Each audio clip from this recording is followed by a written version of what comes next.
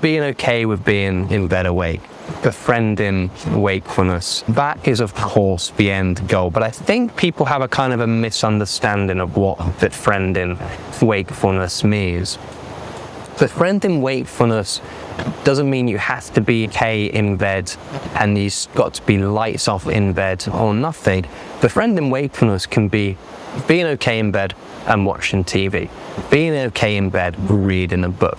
So it's not this kind of all or nothing thinking, but you have to be okay in bed awake with the lights off, otherwise you cannot achieve the goal of being okay with being in bed. Befriending wakefulness is a kind of an acceptance about being in bed awake. It's no effort to try and forcibly move yourself from one state to another.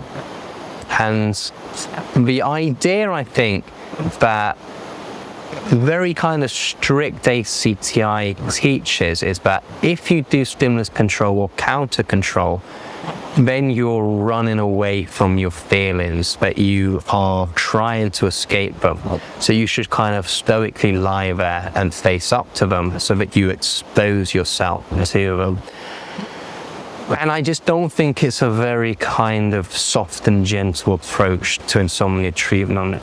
And I think it's also another effort when it comes to your sleep. So sleep should be about the absence of effort.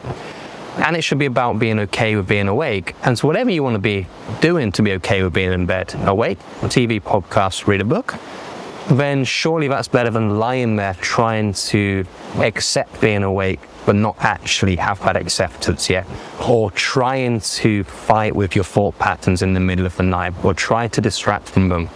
Because often what will happen is you'll have this belief that you're not doing it properly if you cannot be okay with being in bed awake with the lights off, and it just adds another layer of struggle and suffering to your sleep. And I would say to you, you are going to reach a point when you become just as happy in bed awake as you are asleep.